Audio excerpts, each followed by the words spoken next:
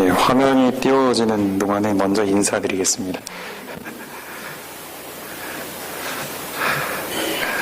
예, 반갑습니다.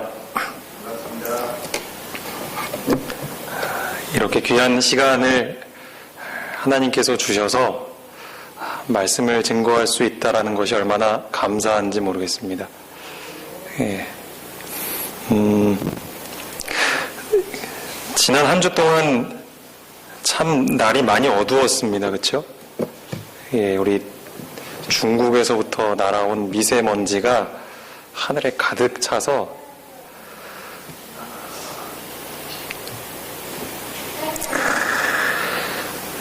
그 밖에 잘 나가지도 못했죠. 그렇죠? 뭐 어쩔 수 없이 나가는 사람들은 마스크를 쓰고 다닐 수밖에 없는 그런 상황이었습니다. 제가 성경에 먼지에 대한 말씀이 무엇이 있나를 잠깐 좀 찾아봤는데 좀 의미심장한 말씀이 있어서 하나를 좀 소개해 드릴까 합니다. 누가복음 10장에 있는 말씀 좀 함께 보시겠습니다.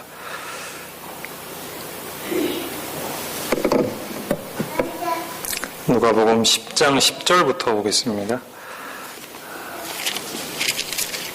누가복음 10장 10절부터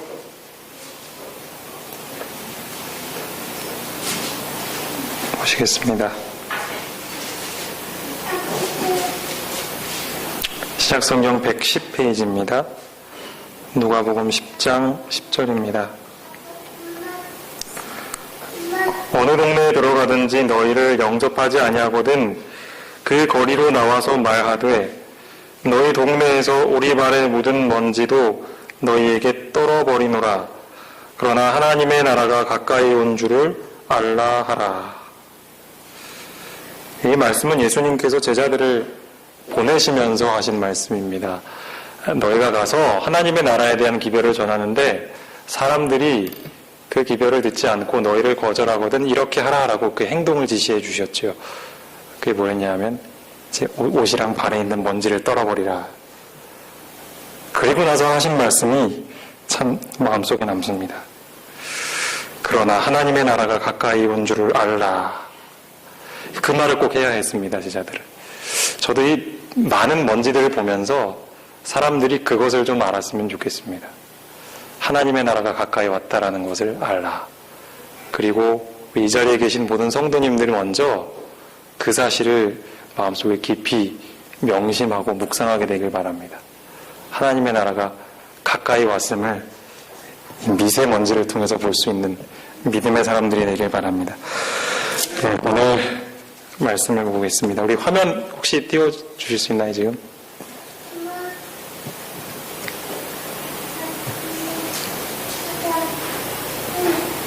네. 오늘은 제가 저녁 시간을 맡을 때마다 하늘이라는 주제 이어내신 책을 가지고 한 장씩 연구하고 있습니다. 오늘은 7번째 시간입니다. 제 7장 하늘의 분위기입니다. 성도 여러분, 우리나라는 몇 개의 계절이 있죠? 4계절이 있습니다. 4계절이 있다라는 것이 축복일까요? 아니면 안 좋은 일일까요? 축복이에요. 예, 겨울에 너무 추우면 우리나라도 저 어느 나라처럼 1년 내내 좀 따뜻했으면 좋겠다라는 생각이 좀 들 때가 있으시 않으신가요? 저는 가끔씩 그런 생각을 해봤습니다. 너무 춥거나 여름에 또 너무 더우면 사계절이 아름답다고 하는데 그런 거 다 집어치우고 그냥 살기 좋은 온도가 됐으면 좋겠다 싶은 그런 생각을 가끔씩 해봤습니다. 예언의 신을 보니까 지금 우리가 살고 있는 이 시기를 가리켜서 이 사계절 중에 하나로 비유를 하고 있더라고요. 여러분 생각하시기에는 지금 우리가 살고 있는 이 시기는 사계절 중에서 어떤 계절에 해당이 될까요? 예? 겨울이요? 또 다른 계절 있어요? 또 다른 계절? 가을? 여러 가지가 나오는데요. 제가 드리고 싶은 대답은 바로 겨울입니다. 겨울. 왜 그런지를 제가 직접 소개해 드리려고 합니다.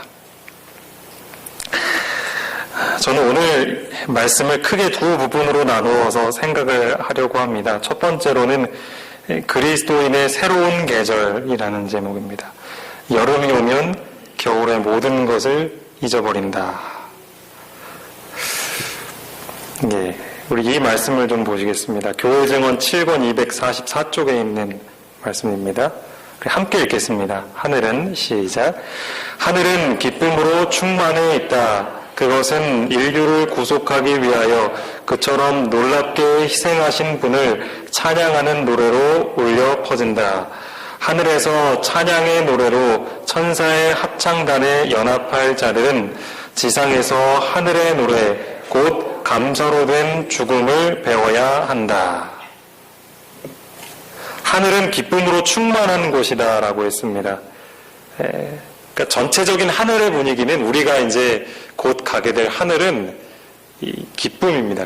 기쁨이 이 전체적인 분위기입니다. 그렇기 때문에 그곳에는 항상 이 노래가 울려 퍼집니다. 우리를 이 하늘에 데려오신 분에 대한 찬양의 노래가 계속 울려 퍼지는 곳이 바로 이 하늘입니다. 그래서 우리는 하늘에서 수도 없이 노래를 들을 것입니다. 그리고 노래를 부를 것입니다. 그렇기 때문에 이 땅에서 많이 노래 부르시기 바랍니다. 예. 그 이유에 대해서 또 이따가 또 설명을 드리겠습니다. 어찌되었든 그곳은 인류를 위해 희생하신 예수 그리스도를 찬양하는 노래가 울려 퍼지는 곳입니다. 근데 여기에서 화이트보이는 이야기하기를 우리가 그 대열에 합류하기 위해서는 하늘의 노래, 그리고 이제 여기서는 감사로 된 죽음이라는 표현을 썼는데 제가 이제 이 표현이 좀 너무 어색해서 영어를 찾아봤더니 그 영어로 그렇게 나와 있습니다. 제가 읽지는 않겠습니다. 감사의 으뜸음이라고 제가 이 뜻을 해석해 왔습니다. 감사의 노래. 그러니까 우리가 하늘에서 이러한 노래를 따라서 부르기 위해서는 하늘 찬양대에 속해서 그 노래를 부르기 위해서는 이 땅에서 감사의 노래를 부를 줄 알아야 된다는 것입니다. 그런데 그냥 요 글만 딱 보면 몇 번 들어왔던 말씀이네 라고 생각할 수 있겠지만 너무 당연하게 생각되는 말씀일 수 있지만 사실은 이 노래를 불러야 할 배경이 어떤 것인지를 살펴보면 우리는 또 그것에서 귀중한 교훈을 하나 발견하게 됩니다. 지금 요 244페이지 요 글에 바로 앞에 있는 글을 좀 제가 읽어드리겠습니다. 그대들의 믿음과 인내를 시험할 어려움들이 있을 것이다. 그것들을 용감하게 맞으라. 광명한 편을 바라보라. 만일 사업이 방해를 받는다면 그것이 그대들의 잘못이 아닌 것을 확신하고 주님 안에서 기뻐하면서 전진하라. 그리고 아까 그 말이 나온 겁니다. 우리가 기쁠 때, 감사한 마음이 들 때 노래를 부르는 것은 참 쉬운 일입니다. 누가 시키지 않아도 그런 노래가 우리 입에서 절로 나옵니다. 그런데 노래를 절대로 부르고 싶지 않을 때 노래를 부르는 것은 굉장히 어려운 일입니다. 지금 이 화이트 부인이 노래를 연습해야 된다라고 할 때는 바로 이런 때입니다. 믿음과 인내를 시험할 어려움들이 있을 때 하나님께서 우리에게 어떤 일을 허락해 주셨는데 그 일이 너무 어려워요. 너무 괴로워요. 그래서 하나님을 믿는 믿음조차도 흔들흔들하는 그때 나의 인내심의 바닥이 어디인지를 아주 분명하게 보여주는 그런 상황이 우리에게 다가왔을 때 그럴 때 우리가 노래를 불러야 된다는 겁니다. 감사의 노래. 그 노래를 부를 줄 알아야 우리가 하늘에 가서 그 하늘 찬양대와 함께 그 노래를 부른다는 것이죠. 이때는 바로 하나님을 위해 우리가 뭔가 열심히 사업을 하고 있는데 그것이 방해를 받고 있는 때입니다. 바로 이러한 때 우리는 감사의 노래를 배워야 합니다. 예수님을 신뢰하고 기뻐하고 또 감사하면서 찬양하면서 그 길에서 벗어나는 게 아니라, 그 길이 너무 힘들다고 그 길에서 벗어나는 게 아니고 끝까지 우리는 그 길을 가면서 믿음으로 노래를 불러야 하는 겁니다. 그런 사람만이 우리가 하늘에 가서 찬양대에 합류하게 될 것입니다. 우리 성남중앙교회 찬양대에 합류하는 것으로 만족하지 마시고 꼭 여기 계신 모든 분들이 하늘에 가셔서 다 각자 하늘 찬양대에 한 파트씩 맡으셔서 힘차게 노래 부르셨으면 좋겠습니다. 그날을 위해서 우리가 이 땅에서 노래를 연습해야 할 것입니다. 그렇습니다. 이 땅에서 우리는 겨울과도 같은 시기를 보내고 있습니다. 그만큼 믿음을 가지고 산다는 것은 녹록지 않은 일입니다. 화이프는 또 이런 표현을 했습니다. 이 문장도 좀 함께 읽어보겠습니다. 자, 이곳에서 시작. 이곳에서 보내는 시간은 그리스도인의 겨울이다. 여기에는 밖에 찬바람이 불어오고 환란의 물결이 우리에게 밀려온다. 그러나 가까운 미래에 그리스도께서 오시면 슬픔과 한숨은 영원히 끝날 것이다. 그때가 그리스도인의 여름이 될 것이다. 지금 우리가 이곳에서 보내고 있는 시간은 겨울입니다. 겨울. 왜 겨울이냐 하면 이 겨울이 되면 찬바람이 불잖아요. 그렇죠? 혹한기가 되면 얼마나 추운지 몰라요. 그리고 겨울이 되면 제가 제일 두려워하는 존재가 바로 눈입니다. 눈이 온다는 예보만 딱 들으면 벌써부터 이제 모든 업무를 중지해야 할 각오를 하고 있습니다. 교회 앞을 이렇게 다 쓸어야 되는. 겨울은 참 힘이 듭니다. 그래서 춥기도 하고 환란의 물결이 밀려오고 또 고난의 눈보라 갇히는 계절이 바로 겨울입니다. 지금 우리는 하늘나라라는 그 따뜻한 여름날을 가기 전에, 그 여름이 있기 전에 가장 춥고 가장 어둡고 가장 움츠러들기 쉬운 겨울을 지나고 있습니다. 근데 예수님께서 오시면 그 겨울이 끝날 것입니다. 성경은 예수님을 가리켜서 떠오르는 태양과도 같다고 말씀하셨죠. 아침 해가 돋는 것 같이, 새벽빛같이, 그에 나오시면 새벽빛같이 일정하다. 그 해가 점점 더 높이 높이 떠올라서 이 땅이 정말 따뜻해지게 될 때, 그리고 정오가 되어서 이게 해가 아주 우리 머리 바로 위에 떴을 때 가장 많은 열을 받아서 이 땅이 따뜻해지고 살기 좋아지는 것처럼, 그때가 될 때, 예수님께서 이 땅에 오실 때, 그때가 되면 우리에게 여름이 오게 될 것입니다. 여름이 오면 겨울이 아무리 춥고 쓸어야 될 눈이 많았고 미끄러운 바닥을 가다가 넘어지는 일이 많이 있다 할지라도 그 일들이 다 기억나지 않을 겁니다. 왜냐하면 지금 있는 여름이 너무나 좋기 때문입니다. 바로 그 하늘나라에서의 시절이 우리 그리스도인들이 그렇게 바라는 여름날이 될 것입니다. 우리 이 글을 제가 좀 읽겠습니다. 우리는 우리가 당한 가장 혹심했던 시련들을 상기하고자 하였으나 우리 주위에 둘려있는 훨씬 더 뛰어나고 영원한 영광의 무게에 비하면 그 시련들은 아주 미미하게만 여겨졌다. 우리는 그 시련들을 입 밖에 내어 말하지 못하고 모두 할렐루야, 하늘은 참으로 값이 싸도다 라고 외쳤으며 영광스러운 검은 고를 타서 하늘 궁룡에 울려 퍼지게 하였다. 그러니까 이제 하늘에 올라간 사람이 내가 예전에 어떤 어려운 일이 있었지, 내가 받았던 고난이 무엇인지를 다시 한번 이렇게 되새기려고 기억을 더듬어도 그때가 생각이 안 난다는 겁니다. 왜냐하면 지금 하늘에 올라와 있는 내 주변에 있는 것들, 그 영광의 빛만 바라봐도 그게 생각이 안 난다는 것이죠. 그러면서 이렇게 외친다고 하죠. 할렐루야, 하늘은 참으로 값이 싸도다. 나는 아무런 돈도 내지 않고 왔는데 어떻게 내게 이런 귀중한 곳이 주어질 수 있는가? 그런 외침이 우리에게 있을 것이라는 것입니다. 네. 우리가 이렇게 누가 밥을 사줄 때 있잖아요.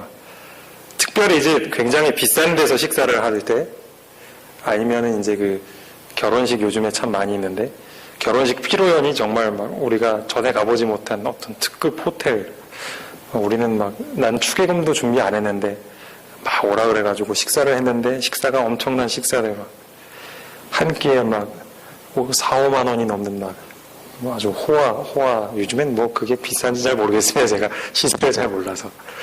그런데 초대받아서 제가 공짜로 먹는다면 우리도 이런 생각 하겠죠. 와, 어떻게 너무 미안하잖아요. 내가 돈을 하나도 안 내고 그런 거 먹는다는 게. 예. 우리가 하늘에 가면 그런 생각을 한다는 것입니다. 하늘에 가서 우리가 보게 되는 모든 것들이 얼마나 영광스럽고 화려한지, 그곳에 가면 이 땅에서 우리가 정말 예수님 때문에 목숨을 위협당하고 어떤 욕을 먹고 박해를 받고 핍박을 받았던 그 모든 기억들이 생각을 아무리 하려고 해도 안 난다는 것입니다. 그 하늘이 바로 우리의 약속된 하늘이라는 사실에 모두가 감사하게 되길 바랍니다.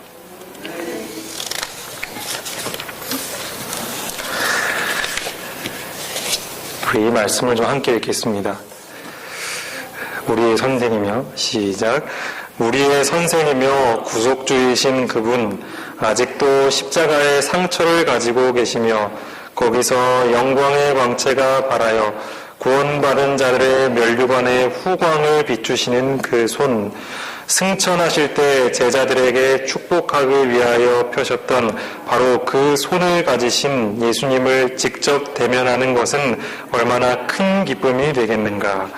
볼지어다 내가 세상 끝날까지 너희와 항상 함께 있으리라 라고 말씀하신 바로 그 음성의 주인이 이 땅에서 구속받은 자들을 환영하신다. 우리를 환영하시는 분이 이제 예수님께서 하늘 입구에 서셔서 이제 구원받은 사람들을 다 환영하기 위해서 팔을 벌리고 서 계시는 겁니다. 그분이 어떤 분이신지를 설명하고 있는데, 우리의 선생이시오, 우리의 구속주이시고, 아직도 그 손에는 십자가의 상처를 가지고 계신 분, 그리고 그 못자국난 손에서 그분의 영광의 광채가 이렇게 흘러나오고 있다라고 그래서 표현을 하고 있습니다. 그분이 바로 우리를 만나기 위해서 기다리고 계신다라는 사실입니다. 그분이 또 제자들에게 이렇게 약속하셨죠. 볼지어다 내가 세상 끝날까지 너희와 항상 함께 있으리라 하고 약속하셨습니다. 그리고 그 약속을 끝까지 지키셨습니다. 다음 화면은 제가 읽겠습니다. 그들을 위하여 자기의 고귀하신 생명을 주신 바로 그분, 당신의 은혜로 그들의 마음을 감화하여 회개케 하신 그분, 그들에게 회개의 필요성을 일깨워 주신 그분이 이제는 당신과 즐거움에 동참하도록 그들을 환영하신다. 오, 그들은 그분을 얼마나 사랑하는지, 실현된 그들의 소망은 그들이 기대했던 것보다 무한히 더 크다. 그들의 기쁨은 완성된다. 예수님은 또 어떤 분이신가? 자신의 고귀한 생명을 우리를 위하여 주셨던 분이 바로 예수님이십니다. 그분의 은혜로 우리들의 마음을 감화하여 회개케 하신 그분, 그리고 이제는 회개한 사람들이 오게 될 때 나와 함께 기쁨을 나누자라고 초청하시는 분이 바로 예수님이십니다. 이 마음을 좀 설명해드리기 위해서 제가 성경절을 좀 하나 찾기를 원합니다. 우리 고린도후서에 있는 말씀을 좀 함께 찾겠습니다. 고린도후서 7장에 있는 말씀입니다. 이 바울도 이러한 마음을 가지고 있었습니다. 고린도후서 7장입니다.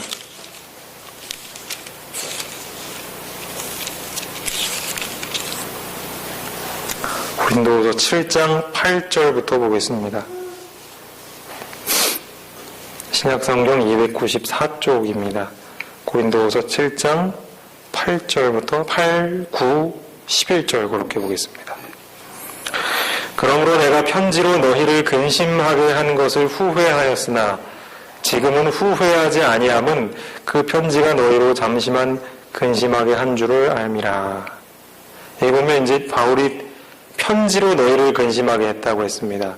여기서 나는 바울이고 너희는 이 고린도 후서 편지를 받는 고린도 교회 교인들입니다.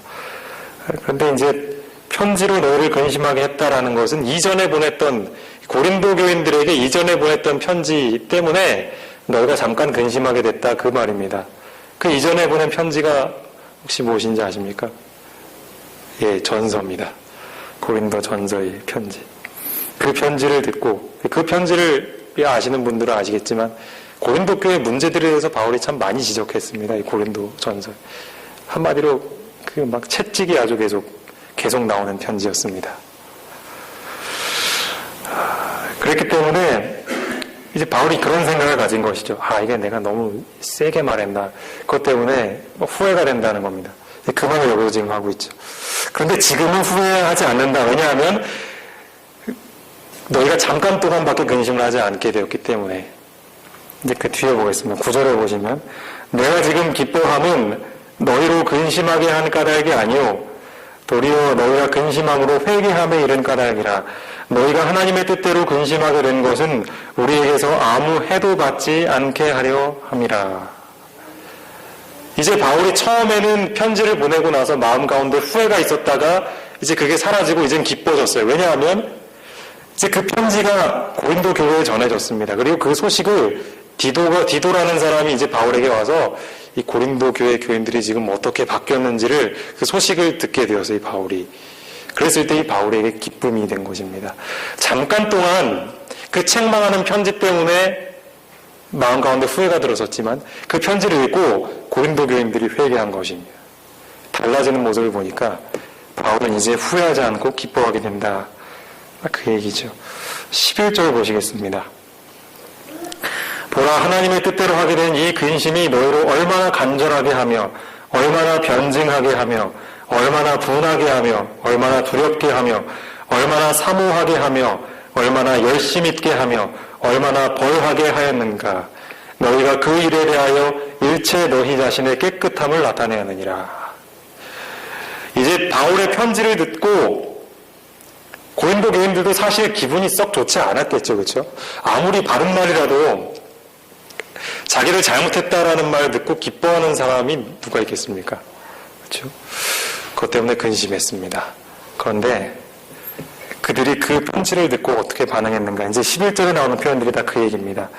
간절해지고 변증하게 되고 분하게 되고 두렵게 되고 하나님을 두려워하게 되는 거죠. 내가 그동안 우리가 지은 죄가 얼마나 컸던가를 깨달았기 때문에 얼마나 사모하게 되며 하나님께서 우리를 도와주셔야 우리가 이 죄에서 극복되겠구나. 하나님을 더욱더 간절히 찾게 되는 것이죠. 사모하게 하고 더 열심히 있게 하고 하나님께 열심히 있게 하고 얼마나 벌하게 하였는가. 이것이 바로 바울의 편지를 들었었던 이 고린도 교인들에게 나타난 결과입니다. 잠깐 동안 근심했지만 이런 유익한 열매들이 그들에게서 맺혀진 것입니다. 그랬기 때문에 바울은 그런 모습을 듣고 처음에는 후회했지만 기쁘게 되었다라고 하는 것입니다. 우리 모든 부모님들은 다 아시겠지만 어떤 부모님이 자녀들 혼내는 게 좋으시겠습니까? 어쩔 수 없으니까 하는 거잖아요. 그렇죠? 그냥 좋은 말로 하니까 말을 안 들으니까 말을 해도 안 되면 어릴 때는 매를 들어서라도 때려서라도 바르게 하려고 그렇게 혼을 내는 게 아니겠습니까? 예수님의 마음이 그런 마음이었다라는 것입니다. 그때는 혼내는 사람도 마음이 아프고 혼냄을 받는 사람도 마음이 아파요. 하지만 그 근심은 잠깐입니다. 그 혼나는 사람들이 변하면 그 아이들이 그 잘못을 시정하고 변화가 되면 그리스도인들이 회개하고 자신들의 죄를 버리고 하늘에 들어갈 준비가 되어가면 하나님께서는 그걸 보고 기뻐하시는 것입니다. 그것이 바로 이 말씀입니다. 그런 분이 하늘 입구에서 우리를 기다리고 계시는 것입니다. 그래, 내가 혼낼 때 삐뚤어지지 않고 이제까지 잘 자라줘서 고맙다. 이제 어서 와라. 이제 우리가 더 이상 그런 말을 하지 않고 나의 기쁨을 함께 누려보자. 그런 초청의 말씀을 하시는 것입니다. 그 분이 바로 우리의 예수님이신 것입니다. 이 마지막 표현을 보시죠. 이 문장이 마지막 문장. 그들의 기쁨은 완성된다. 우리가 하늘에 들어가서 예수님을 만나야 우리의 기쁨이 그래서 완성이 되는 것입니다. 이 땅에서는 우리가 아무리 재밌고 기쁜 일이 있어도 그것이 우리의 마음을 다 채우지 못하지만 궁극적인 우리의 기쁨은 하늘에 들어가서 그분을 만날 때야만 완성이 될 것입니다.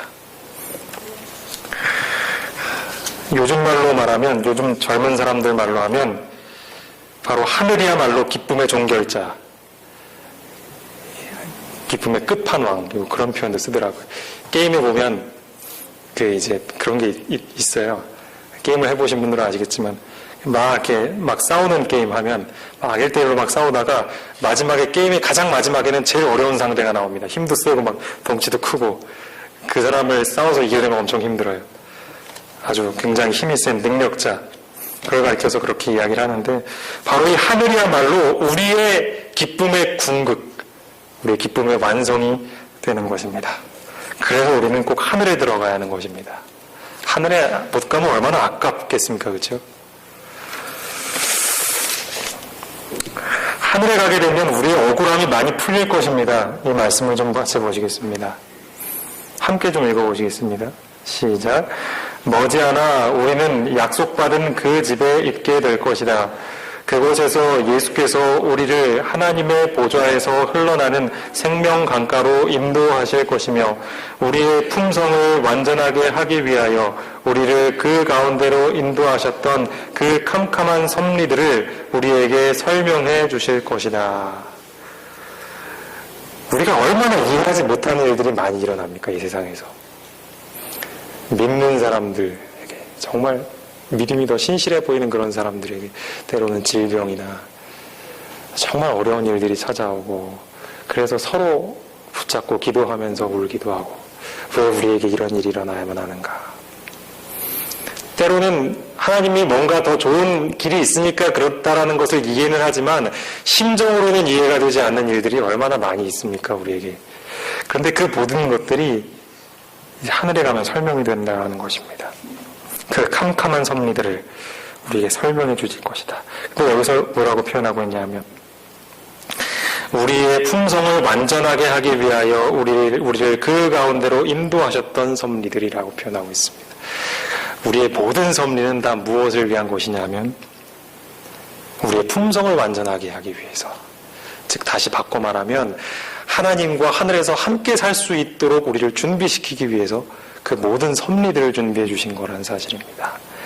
이 땅에서는 우리가 다 알 수 없습니다. 혹 여러분에게 그런 일이 닥치거든 그 이유를 다 알지 못한다고 해서 실족하고 넘어지지 마시기 바랍니다. 우리는 이 세상에서는 결코 알 수 없습니다. 하늘에 가서 예수님 앞에 가야만 우리가 그 모든 이유들을 알게 될 것입니다. 그리고 그때에 우리는 정말 말할 수 없는 감사한 마음을 하나님께 갖게 될 것입니다. 그때 그렇게 나를 이끌어주지 않았더라면 내가 이곳에 있지 못하겠구나라는 그 사실을 그때 깨닫게 될 것입니다. 예, 우리가 잘 아는 찬미 중에 이런 찬미가 있죠. 이 세상 괴로움 이기고, 이 찬미를 이따가 마치는 찬미로 좀 함께 부르겠습니다. 여기 보면 반복되는 표현이 있습니다. 그게 뭔지를 한번 잘 찾아보시기 바랍니다. 이 세상 괴로움 이기고 저 하늘 본향 이르면 내 흘린 눈물의 뜻을 모두 그때에 알겠네. 나 이제 생명 잃어도 그날에 다시 얻겠고 그 오묘하신 비밀을 모두 그때에 알겠네. 내 맘의 오랜 소망이 순간에 무너지던 일, 그 풀 수 없던 오묘를 모두 그때에 알겠네. 만 가지 뜻을 아는 주, 내 갈 길 인도하시니 내 눈물 없는 눈으로 그날 주님을 뵙겠네. 주 나의 손 붙잡으니 길 험하나 두렵지 않네. 늘 주께 찬송 드리세 모두 그때에 알겠네. 그 표현이 뭐죠? 모두 그때에 알겠네. 네, 우리에게 이 믿음이 필요할 것입니다. 다 이해하려 하기 전에 먼저 찬송을 하는 사람이 되길 간절히 바랍니다. 네, 그때가 되면 우리가 자연스럽게 알게 될 것이고 더욱더 예수님을 사랑하게 될 것입니다. 바로 이러한 하늘은 아까 말씀드렸다시피 우리의 모든 그리스도인의 겨울을 잊어버리게 만들 만큼 우리에게 만족을 줄, 행복을 줄 여름이라는 사실, 그 사실을 꼭 기억하시기 바랍니다. 이제 두 번째로 하늘의 분위기를 좀 살펴보겠습니다. 우리가 어떤 장소를 가면 그 장소에는 항상 분위기라는 게 있습니다. 이 성남중앙교회도 이 교회만의 분위기가 있죠, 그렇죠? 우리가 어떤 특정한 장소, 어떤 식당에 가면 그에 맞는 분위기를 잘 알아야 합니다. 왜냐하면 그래야 그에 맞는 행동을 하죠, 그렇죠? 아주 조용한 음악이 흐르고 분위기 있는 식당에 가서 친구들과 함께 가서 막 시끄럽게 수다 떨고 그러면 안 되죠, 그렇죠? 우리가 그곳의 분위기가 무엇인지를 아는 것은 그래서 중요합니다. 분위기를 알아야 우리가 올바른 준비를 할 수 있습니다. 하늘의 분위기를 좀 알아보겠습니다. 하늘은 어떤 곳인가? 하늘은 질서 가운데 있습니다. 우리 이 말씀을 좀 같이 읽어보겠습니다. 시작. 하나님은 질서의 하나님이시다. 하늘과 관련된 사물마다 완전한 질서 가운데 있다. 복종과 철저한 훈련이 천사의 무리의 행동에 나타난다. 하늘에는 질서가 있습니다. 그래서 하나님도 질서를 굉장히 중요하게 생각하시고 본인도 질서가 있으시고 그리고 여기 보면 천사들도 그런 어떤 아주 체계적인 질서가 있습니다. 이 말씀 제가 좀 읽겠습니다. 하나님께서는 이스라엘 시대에 못지않게 지금도 그분의 사업의 질서와 조직을 요구하신다. 그분을 위하여 일하는 사람들은 다 지혜롭게 일할 것이며 부주의하거나 되는 대로 하는 태도로 해서는 안 된다. 그분께서는 자기가 승인하신다는 표를 칠 수 있도록 그분의 사업을 믿음과 정확성을 가지고 이루어 주기를 바라신다. 그래서 우리가 이 하늘의 질서 있는 분위기에 가서 살려면 이 땅에서도 사실 이 질서 있는 그런 삶을 살아야 합니다. 그래야 우리가 하늘에 가서 어색하지 않습니다. 남들은 다 줄 서서 딱 예수님 만나려고 기다리는데 우리만 막 새치기 하려고 그러면 굉장히 이상하겠죠, 그렇죠? 우리만 딴 사람이 됩니다. 그러면 절대 안 돼요. 아무리 예수님 보고 싶어도 질서는 지켜야 합니다. 우리가 이 땅에서 질서와 조직을 하나님께서 우리에게 요구하시는 것 꼭 기억해야 할 것입니다. 특별히 하나님의 사업을 할 때도 중요합니다. 하나님의 사업을 할 때 어떤 다른 사람들과 함께 협력해서 일을 할 때 질서를 지키는 것 그리고 어떤 것을 조직적으로 계획해서 실행하는 것은 굉장히 중요합니다. 그것은 바로 이게 하나님의 품성이기 때문에 그렇습니다. 그래서 우리가 그런 하늘에 가기 위해서는 우리에게 맡겨진 이 교회 사업들이 있잖아요, 그렇죠? 우리가 그것이 작은 것이든 큰 것이든 어떤 우리의 일이 맡겨질 때 아주 사소한 것이라도 어떻게 하면 이것을 좀 계획성 있게 잘 계획을 짜서 할까 그런 것들을 고민하시고 잘 연습하시기 바랍니다. 그렇게 하는 것이 우리가 하늘에 들어가서 살 준비를 하는 것입니다.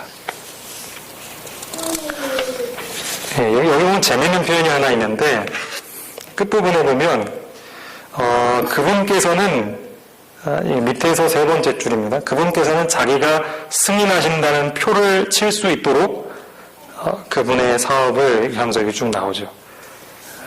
이 장면은 마치 제가 이 글을 읽으면서 뭘 생각하게 된지 하면 이제 회사에 가면 이제 상사들 있잖아요, 그렇죠? 뭐 이사나 뭐 부장이나 그런 사람들에게 이렇게 밑에 있는 사람들이 결제를 받으러 갑니다. 근데 결제를 받으려고 딱 봤는데 이게 뭔가 좀 내용이 좀 정리가 안 됐고 부실하다 싶으면 결제를 안 해주잖아요.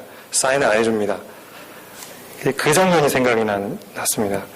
그러니까 우리가 질서 있게 어떤 것을 조직적으로 하지 않으면 물론 하나님께서 직접 우리의 계획서에다가 사인을 하시는 건 아니지만 하나님께서 승인하신다는 표를 치신다는 겁니다.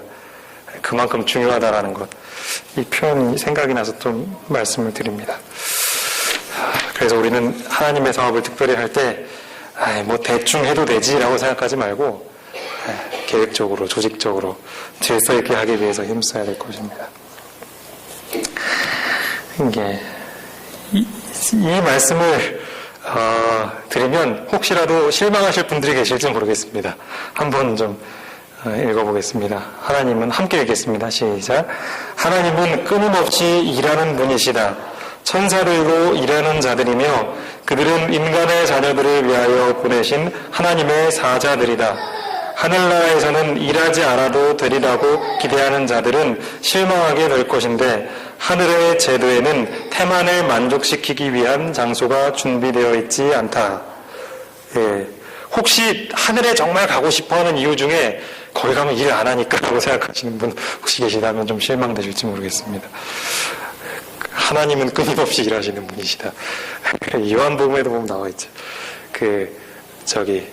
38년 된 병자를 일으키셨을 때 아버지께서 일하시니 나도 일한다 라고 하셨던 것처럼 하나님은 항상 일하시는 분이시고 천사들도 일하는 자들입니다. 그렇기 때문에 우리도 하늘에 가면 일을 합니다. 네. 그래서 우리는 이 땅에서 근면한 습관을 들여야 할 것입니다. 네. 우리가 어차피 하늘에 가서 일도 안 할 건데 라고 생각하고 게으름을 연습하지 마시고 근면함을 연습하시기 바랍니다. 예. 근데 또 너무 낙심하실 필요는 없습니다. 이것도 약속이 되어 있습니다. 제가 읽겠습니다. 그러나 피곤한 자들, 무거운 짐진 자들에게는 안식이 약속되어 있다. 그들은 일하는 가운데서도 주의 즐거움에 참여하도록 초청을 받은 신실한 종들이다. 그는 즐거움으로 그의 갑옷을 벗어버릴 것이며 갈바리의 십자가로 말미암아 승리한 자들을 위하여 준비된 영광스러운 안식처에서 전쟁의 소음을 잊어버릴 것이다. 무거운 짐을 진 사람들, 피곤한 사람들에게는 쉴 곳이 있다라고 했습니다. 그러니까 꼭 하늘 가시기 바랍니다. 일해야 한다고 안 간다고 하지 마시고 꼭 가시기 바랍니다. 근데 여기 보면 중간쯤에 보면 그의 갑옷을 벗어버릴 것이며 그리고 뒷부분에 보면 전쟁의 소음을 잊어버릴 것이다. 이 두 가지 표현을 봤을 때 우리가 이 땅에서 사는 삶이 전쟁이다라는 것을 볼 수가 있죠. 그리고 성경에서 우리가 입어야 할 갑옷에 대해서 설명한 것이 있죠. 하나님의 전신갑주를 입으라. 사단의 세력을 내적하기 위해서 우리가 꼭 입어야 할 갑주가 있습니다. 그걸 입지 않으면 우리는 늘 사단과의 싸움에서 지죠. 이 땅에서 우리가 하는 모든 일들이 그렇게 힘든 이유는 늘 싸우면서 그 일을 해야 하기 때문입니다. 우리의 본성과 싸워야 하고 우리의 죄된 본성을 자꾸만 자극하고 유혹하는 사단의 세력과 싸우면서 어떤 일을 해야 하기 때문에 그것이 우리에게는 짐이 되고 힘이 드는 것입니다. 그런데 우리가 하늘에 가면 결코 그 일이 힘들지 않을 것인데 왜냐하면 우리에게 하나님의 품성이 있기 때문에 그렇습니다. 자발적으로 나를 위해서 일하는 것이 아니고 다른 사람을 위해서 봉사하고자 하는 이타적인 마음으로 일하기 때문에 그곳에서 하는 일들은 그래서 우리는 하늘에 가면 예수님처럼 하나님처럼 항상 일할 수 있는 것입니다. 항상 일을 해도 피곤하지 않고 지치지 않는 것입니다. 이 땅에서 입었던 그 갑옷을 벗어버리고 편안하게 일을 할 수 있는 것입니다. 그것이 바로 하늘나라입니다. 그런데 하늘나라를 고통스러워하는 사람들이 있습니다. 제가 제가 읽겠습니다. 사람이 죄 없는 상태에 있을 때에는 지혜와 지식의 모든 보화가 감추어 있는 자와 더불어 즐거이 교통하였던 것이다. 그러나 사람이 범죄한 이후로는 신성한 것을 즐기지 않게 되고 하나님의 낯을 피하려고 하게 되었다. 지금도 중생하지 아니한 자의 마음은 역시 그러하다. 그 마음이 하나님과 융화되지 못하매 따라서 하나님으로 더불어 교통하는 가운데서 기쁨을 얻지 못한다.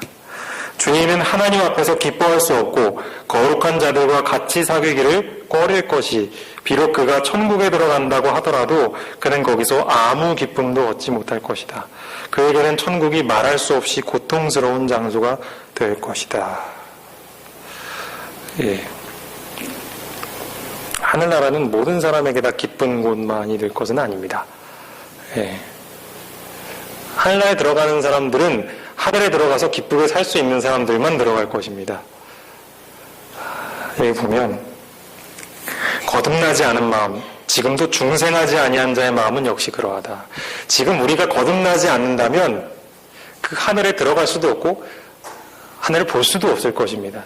하늘에 들어간다 하더라도 그곳은 괴로운 곳이 될 것입니다.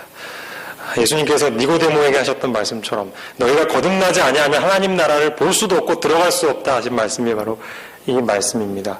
그래서 우리가 하늘에 들어가기 위해서 해야 할 가장 큰 준비가 거듭나야 한다라는 것입니다. 그렇지 않으면 하늘은 지루한 정도가 아니라 고통스러운 장소가 될 것입니다. 그리고 그러한 사람은 하나님께서 애초부터 하늘에 들어가지 못하도록 걸러내실 것이라는 사실을 꼭 잊지 마시기 바랍니다.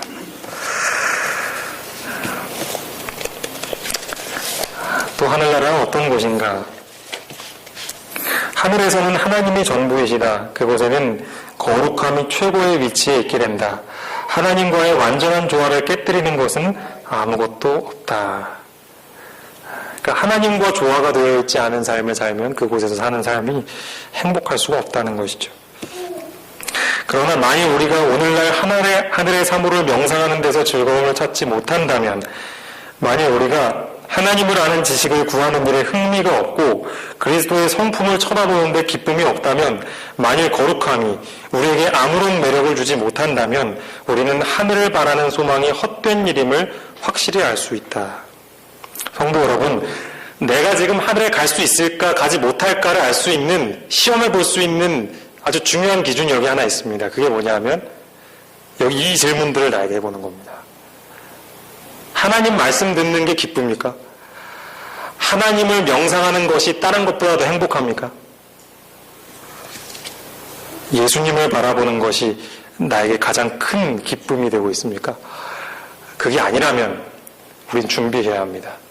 이게 안 되면 우린 하늘에 갈 수가 없는 것입니다. 앞서 말씀드렸던 다시 태어난 마음, 거듭난 마음을 가져야만 우리는 이 하늘에 가서도 그 기쁨을 누리며 살 수 있는 것입니다. 하늘을 소망한다면 우리가 해야 할 준비가 무엇인지를 꼭 찾기를 바랍니다. 하나님의 뜻에 완전히 일치하는 것이 그리스도인 앞에 언제나 제시되어 있는 높은 목표가 되어야 한다. 그는 하나님에 대하여, 예수님에 대하여, 또한 그분을 사랑하는 자들을 위하여 그리스도께서 마련해 놓으신 하늘의 본향과 순교에 대하여 이야기하기를 좋아할 것이다. 성도 여러분, 여러분의 삶의 목표는 무엇입니까? 누군가가 여러분에게 여러분이 이 땅에서 가장 이루고 싶은, 그 도달하고 싶은 목표가 무엇이냐고 물어본다면 무엇이라고 대답하시겠습니까? 저는 우리의 입에서 이 목표가 나와야 한다고 생각합니다. 하나님의 뜻에 완전히 일치하는 것, 그것이 바로 우리 앞에 제시되어야 할 높은 목표라고 했습니다. 왜 그것이 우리의 목표가 되어야 합니까?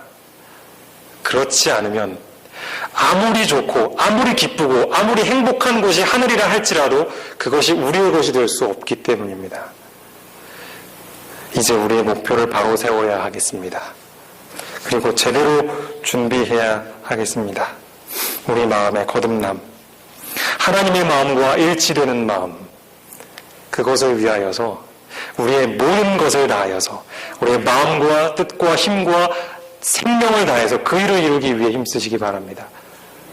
그렇게 될 때 우리는 이 땅에서의 겨울을 생각나지 못하게 할 만큼 행복한 그 여름에 도달하게 될 것입니다. 그 여름을 꼭 만끽하게 되길 바라면서 말씀 마치겠습니다.